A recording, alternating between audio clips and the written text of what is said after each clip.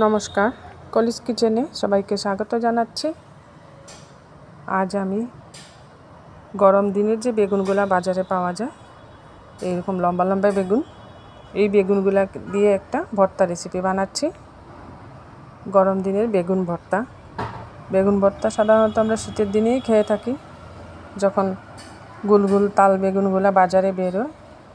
এগুলার পুড়ে ভর্তা খেতে খুবই টেস্ট হয়। কিন্তু গরম দিনেও আপনারা এইভাবে চিকন চিকন বেগুনগুলা দিয়েও ভর্তা বানিয়ে খেতে পারেন। আজ আমি আপনাদেরকে দেখিয়ে দিচ্ছি খুব টেস্টি একটা বেগুন ভর্তা, আর খুবই সিম্পলভাবে বানাচ্ছি। এর জন্য প্রথমে এই চিকন বেগুনগুলাকে এইভাবে গুলগুল করে কেটে নিচ্ছি। বেশি মোটা করে কাটতে হবে না, একটু পাতলা পাতলা করেই কাটতে হবে। মোটা করে কাটলে আবার এগুলা সিদ্ধ হবে না। গরমকালে বেগুনগুলো সিদ্ধ হতে একটু সময় লাগে। এইভাবে গুলগুল করে কেটে মুখের দিকটা আর পিছনের দিকটা কেটে ফেলে দিচ্ছি। এইভাবে কেটে নিচ্ছি গুলগুল করে সব বেগুনগুলো। নিয়ে নিচ্ছি একটা বড় সাইজের পেঁয়াজ। পেঁয়াজটাকে এখন ছিলকা ছাড়িয়ে ভালো করে পরিষ্কার করে নিচ্ছি। এই ভর্তাতে কিন্তু কাঁচা পেঁয়াজ দিতে হবে, তবেই ভালো টেস্ট আসবে। পেঁয়াজটা ছিলকাটা পরিষ্কার করে নিচ্ছি ভালো করে।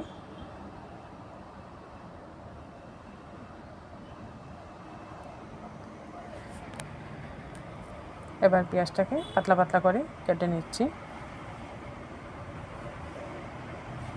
একদম মিহি করে না কাটলেও হবে, একটু মুখে পড়লে ভালো লাগবে। আমি যেভাবে কাটছি এভাবে কাটলেই হবে।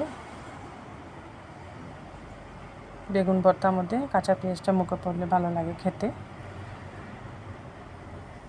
এইভাবে পেঁয়াজটাকে কেটে নিলাম।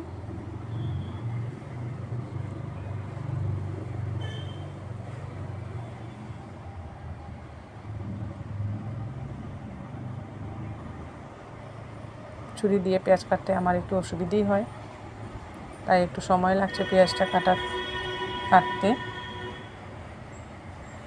আর ছুরি দিয়ে বেশি মিহি করেও আমি কাটতে পারি না।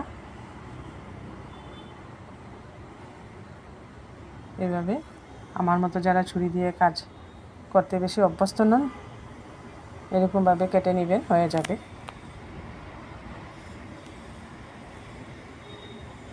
এবার কেটে রাখা গুলগুল পিস করে রাখা বেগুনগুলোর মধ্যে আমি হলুদের গুঁড়া দিয়ে দিচ্ছি, আর দিয়ে দিচ্ছি পরিমাণ মতো লবণ। এই লবণ আর হলুদ দিয়ে বেগুনগুলোকে ভালো করে মিশিয়ে নিতে হবে। এইভাবে পাত্রটাকে এইভাবে ঝাঁকিয়ে ঝাঁকিয়ে সব বেগুনগুলোর গায়ে লবণ আর হলুদটা আমি ভালো করে মাখিয়ে নিচ্ছি। গ্যাস জ্বালিয়ে একটা কড়াই বসিয়ে দিয়েছি, দিয়ে দিচ্ছি এর মধ্যে সরষের তেল।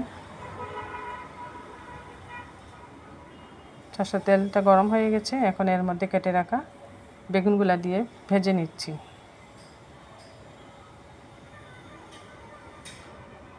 এইভাবে সব বেগুনগুলাই আমি দিয়ে দিচ্ছি কড়াইয়ের মধ্যে।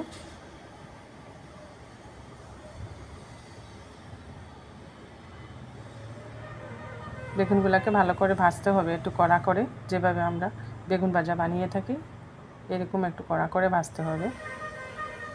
তাহলে ভর্তার গন্ধটা খুব সুন্দর আসবে বেগুনটা যখন কড়া করে ভাজা হবে।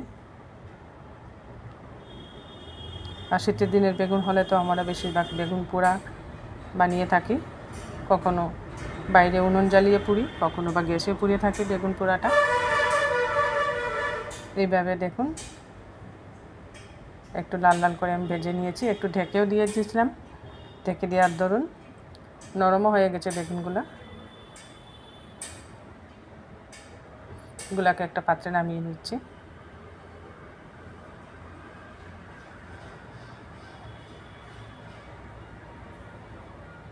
সব বেগুনগুলোই একটু লাল লাল করে ভেজে নিয়েছি।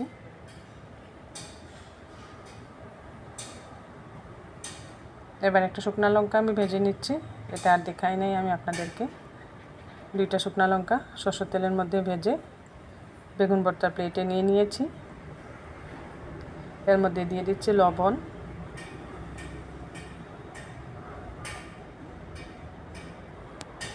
লবণ দিয়ে মরিচটাকে ভালো করে ডলে নিচ্ছি।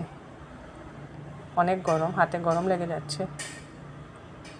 গরম অবস্থায় ডলে নিলেই ভালো হয়, মুচমুচে থাকে, তখন মরিচটা ভালো করে ডলা যায়। অনেক গরম।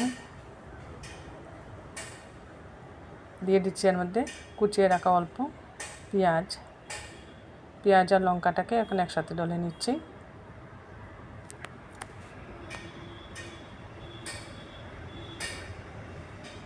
পেঁয়াজ আর লঙ্কা এভাবে ডলে নিয়ে বেগুনের সাথে মিক্স করে নিচ্ছি। বেগুনগুলোকেও ভালো করে এখন মাখতে হবে। ভাজা বেগুনগুলোকে ভালো করে মাখতে হবে। এর মধ্যে লবণ তো দেওয়াই আছে, এর জন্য আর লবণ দিতে হবে না।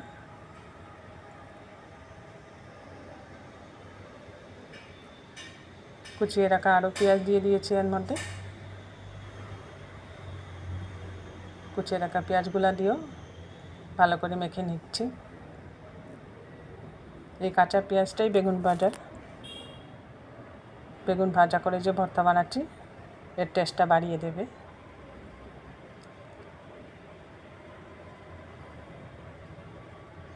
গরমের দিনেও আমরা শীতের মতো বেগুন ভাজার স্বাদটা নিয়ে নিতে পারি এইভাবে বানিয়ে নিলে।